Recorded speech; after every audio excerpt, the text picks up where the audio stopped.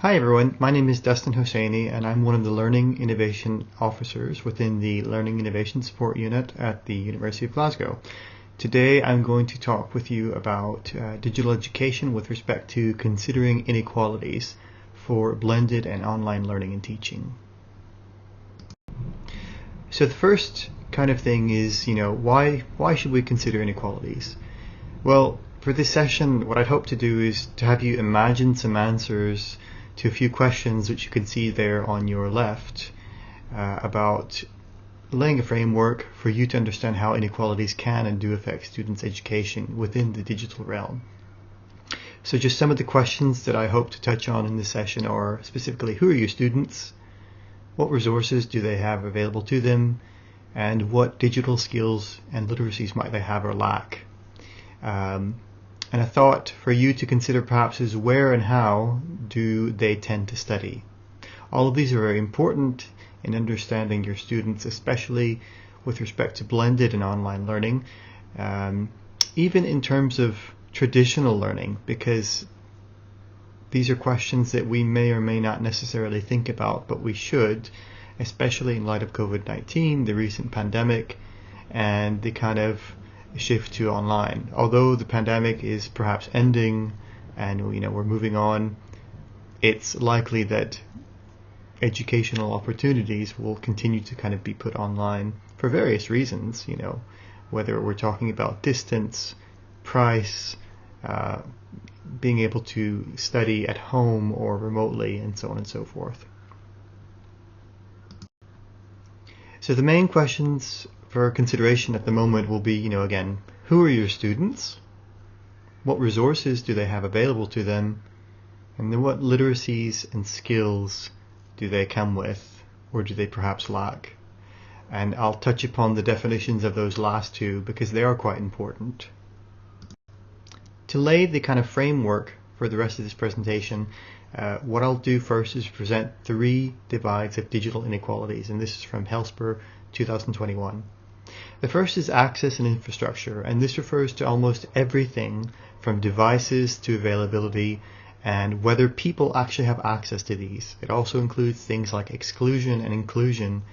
So again, just imagining if we are studying in, say, a Western country in the global north, we probably have high-speed internet access.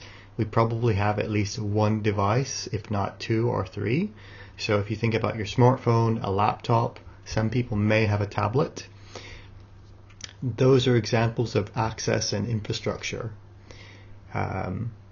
Also, autonomy of use is particularly important because what that refers to is the ability to access, for example, the internet without any issues or interference.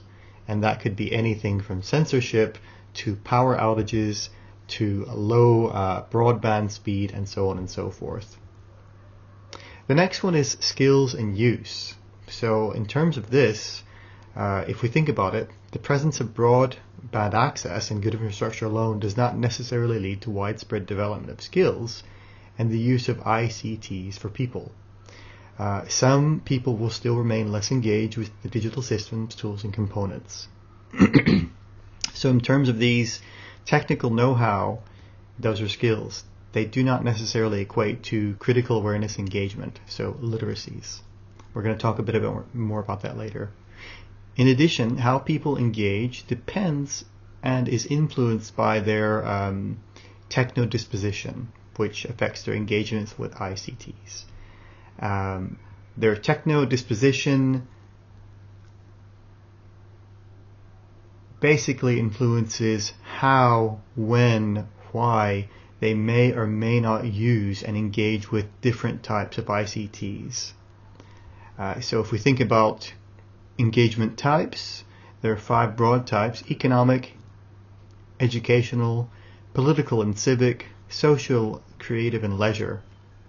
So if we just think about it for a moment, within the economic realm, we might use internet banking and or mobile banking. However, someone else may prefer to go to the bank in person.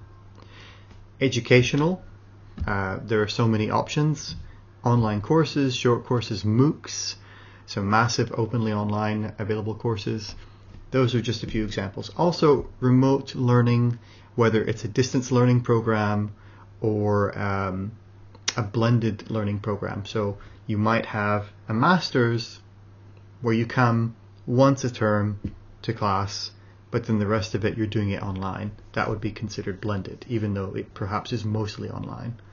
Or a fully online course, whether it's a doctorate, a master's, or even an undergraduate. Political and civic, you can think of many things. Within the UK context, we have council tax, paying your bills online, that kind of thing. Some countries have online voting as another.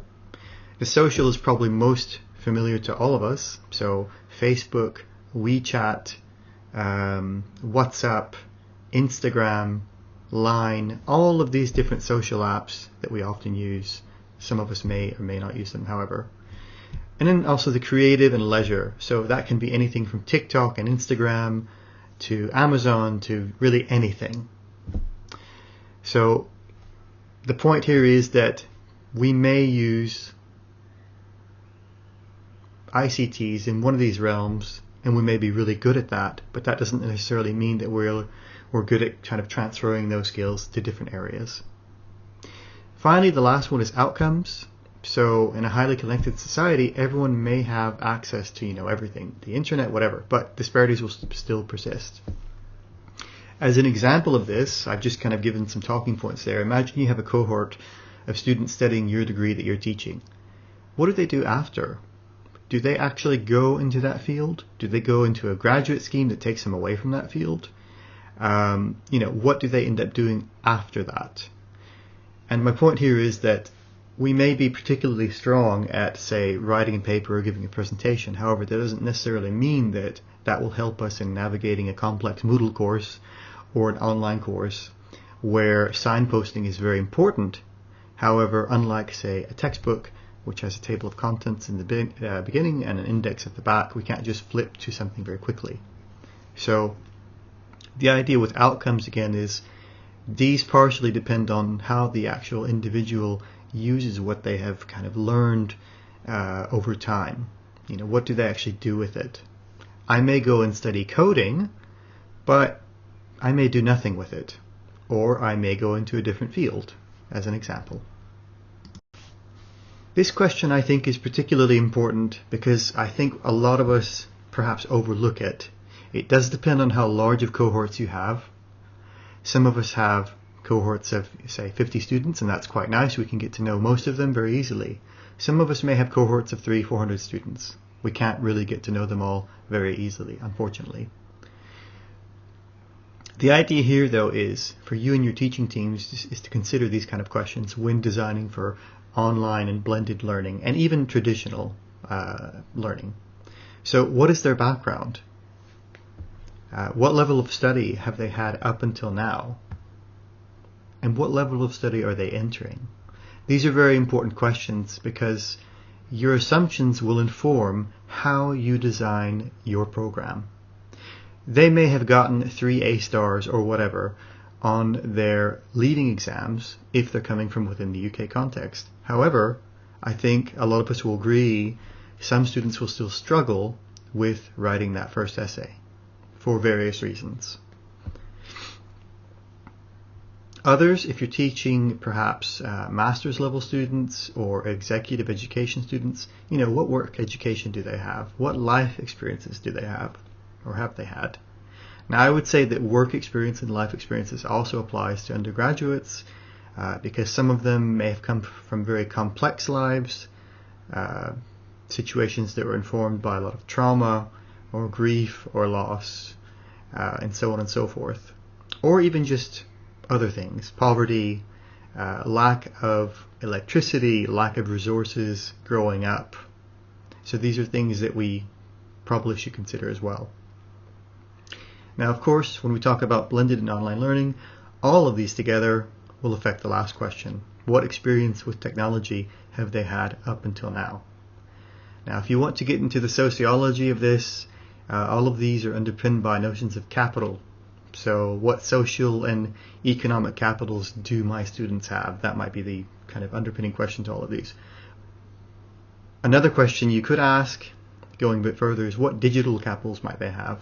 What do they lack? And how might such an absence of these various capitals affect their studies? Just as an example, if you've been really tech savvy, then it probably will be fairly easy for you to navigate a system like Moodle or a system like Google Scholar, or even just finding what you want or need on the internet. However, if you have not had that experience up until now, or if that was less a part of your experience, say you prefer physical books, right? Then you may struggle to get exactly what you need from a place such as the internet, whether it's Google Scholar or the library catalog or so on and so forth, because simply you do not prefer and you do not have those experiences in your life. So that's something else that we have to kind of think about. In terms of the next question, what resources do students have available to them that can assist in their studies? This may seem very easy to answer, right? Well, they have their Moodle course, they have their student email, they maybe have a computer, that's all they need. But is it, right? That's an assumption. Not all Moodle courses, for example, or online courses generally, are created equally. They may all be on one platform, but you will find that they're different across different subjects, across different subject groups, across different, even departments. It really comes down to the lecturer and their team who creates the actual course. But as far as resources, I'm talking about going more beyond the walls of the university, and these are some of the questions which I came up with. The first two, I think, the first one's very important, especially for online and blended learning. Can I assume that my students have a device that allows them access to online resources? But then there's probably a few sub-questions, and I've only just put one, but that one is, is this a modern, up-to-date device? If it's not, they might struggle to access certain content. Now, this question can be turned back onto the educator too. So, can I assume that all of my content is accessible to my students? Now, by accessibility in this case, I don't mean just, is it accessible, so screen reader, that kind of thing. I mean, are the formats of documentation and documents and media that I'm giving my students accessible to those students? Just as an example, if you have an old media file that's perhaps an MP4 file, right? That's not really that old. Most people can use it, no problem. They can access it. However, if you perhaps remember Real Audio, which had the .ra extension, this is going quite far back, to the early 2000s and 90s, I guess. Some students, probably most students, will struggle to access that, right? I have seen this on a course recently, so this is why I bring this up as an example. They may have the devices, but if your content is not structured well and is in inappropriate formats, then of course they won't be able to access it. They'll struggle to access it, which will then cause them to ask you questions and take lots of time. That brings us to our next question. I'll just leave that there for the moment, but the underlying question of this is, can I assume that my students will ask for help at all? And one way to kind of take account of this is look at your signposting in your courses. How is it? How is it done? Are there common signposts throughout? So on and so forth. Community, I think, is very important, especially for online and blended learning. And really, it comes down to the educator and their team of administrators to kind of create this community. So the students may take it upon themselves, but you might not always get that kind of cohort where they just run with it. You may have to encourage it and be present. So just as you would be present in a lecture or a seminar, your presence online is even more important. It doesn't mean you have to be there every day for an hour. It just means you have to be there regularly at a time convenient to you and your students, when they can actually perhaps ask questions, or you can post whatever you may find interesting for them. The last one, of course, is also very important. when it comes to inequalities, especially for online learning. Perhaps not so much for blended learning, but more for online learning. So can you assume that your students have access to a high-speed broadband connection? I say broadband because broadband has different meanings. In some countries it means fiber, where it's like very, very fast, over 200 megabytes per second. Here in the UK, it can usually mean a copper landline that can go up to 66 megabytes per second. So as far as some questions here, especially during the pandemic, we kind of noticed, were they sharing this connection? That's very important. If you're sharing it with 5 other people, the connection is going to be pretty poor. Other questions, is it a mobile broadband connection? That's also very important, because if you are teaching students who may be in a country where there are environmental constraints, such as rolling blackouts, lack of electricity, so on and so forth, you're going to have to consider, well, what kind of content are you creating? How large are the file sizes? And will they be able to download those and access them offline? That's also something you should probably consider in any case with respect to digital inequalities, is your content must be accessible, but it also has to be perhaps accessible in a way that is allowing students to access the content wherever they can, even if that means perhaps downloading the content and being in a space where they might not have connectivity, for a day or a few days at a time. This next question, I think, we usually assume rather than kind of have kind of answers that are clear cut. But the two key questions here are, what are skills, what are literacies? Skills are the know-how, technical things. Being able to type, that's a skill. Being able to open a file, switch on a computer, that's a skill. Posting an image to social media, right? Just posting it, that's all you're doing. Maybe doing a couple of tags, that's a skill. Taking a picture with your phone, a skill. Literacies, however, this is a very broad term. So you're not only making things or doing things, but you're also critically evaluating the content that others have produced. So if you think about critical reading, critical writing, in terms of critical reading, we're reading a text, for example, or we're watching a video, or we're listening to a music piece, or we're looking perhaps at code or whatever, or the design of a program to understand, to detect and understand implicit messages, assumptions that underpin that content, as an example, right? A simple example of this, a very silly example, most of the Office 365 programs have this little icon that's used to save, right? It's a diskette. It's the original 3.5-inch diskette or disk, but have many people actually seen one of those these days, especially people who are younger? They probably haven't. Yet that thing still persists, that icon still persists. So there's an assumption. And of course the last thing is, being a sleuth, a detective of digital technologies, media, apps, and more. So if we talk about phishing, that takes a bit of literacy. It's not mere skill, it's literacy. Being able to understand, is this site real? Is this website real? Is this app reputable? How do I know? Yeah, it has 5 stars, but only from 10 people. So, so on and so forth. So I guess, again, the kind of first steps, get to know your students, create a well signposted, a light touch and socially engaging induction. This can be done online. All you have to do is ask your colleagues and think about ideas about how this can work. Another thing, take a critical eye to the systems, processes, and structures. So for example, students might end up using Moodle, or they might end up using Teams, or they might end up using some other system or structure or process. Think about what barriers might get thrown up for them and to them in their process of using those systems. Other things that you can do, and I'm going to give you a couple of teaching ideas later, are kind of go further by creating more dialogic and critically engaging learning.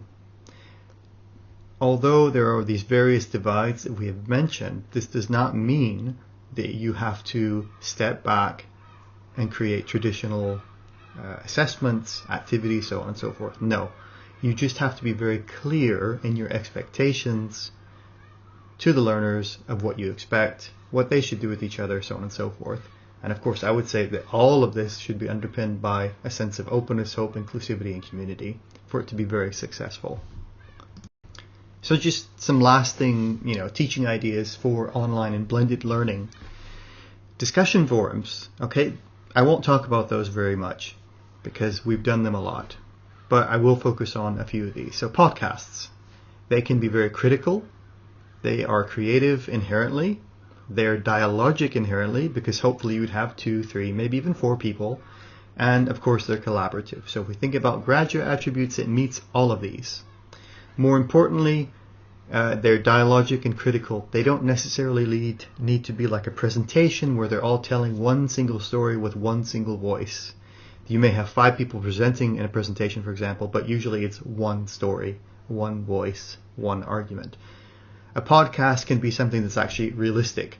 So a dialogue, it could be a potential debate, respectful of course, but a debate, a discussion, an argument, so on and so forth. Portfolios, of course, they can be reflective, critical, and evidence development. And I know subjects do tend to use them, especially nursing, veterinary science, and a few others. But they can be used across the subjects and domains.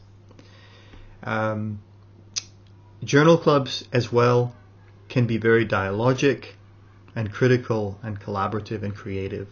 And again, this is something that everyone can contribute to, especially in smaller cohorts or perhaps sub-cohorts of a larger cohort. Of course, there's always things like Mentimeter that you can use for crowdsourcing ideas. These can also be dialogic as well. They can also be kind of fun because there are kind of ways of creating small games. Of course, you don't want to use these too often because, like anything, if you use too much of it, it becomes boring or uninteresting or, just irrelevant. The last thing, which is still kind of new, is social annotation. This can be particularly reflective and dialogic and critical. It can help people engage with each other in different ways. One example is hypothesis. It's really good for kind of looking at text together and getting students to add their own thoughts, for example, to a website and so on and so forth. So to sum it all up, understanding our students can help us imagine ways of designing online and blended learning for a wider range of learners, so that we don't really just come in with assumptions that they'll all have all the same thing already all at once. No, they all come from very different backgrounds, experiences, life experiences, and technological experiences, which inform their techno disposition, how they engage with technology. Some people are really really tech savvy rather. They will have smart homes or smart devices. Some people are very much against that. Some people sit in the middle. They can also help us understand potential inequalities, to help anticipate, empathize, and of course plan within our learning and teaching ways of mitigating any kind of inequalities and kind of leveling out things, but also getting students to support each other as well. And of course, again, if you're teaching especially a wider range of people, you should consider digital inequalities, because it really does matter where your students live, whether they're in a rural area with unstable internet connection, whether they're perhaps in the global south, in certain parts of the global south where rolling blackouts are a thing, but also their backgrounds generally, they may not have their own access to the internet that they can just go on by themselves. They may have to come to the library, they may have to share it with others in their own home. There could be so many reasons. So again, the idea of this is to kind of get you to imagine possibilities by imagining the barriers and seeing past, what can we do to overcome those barriers.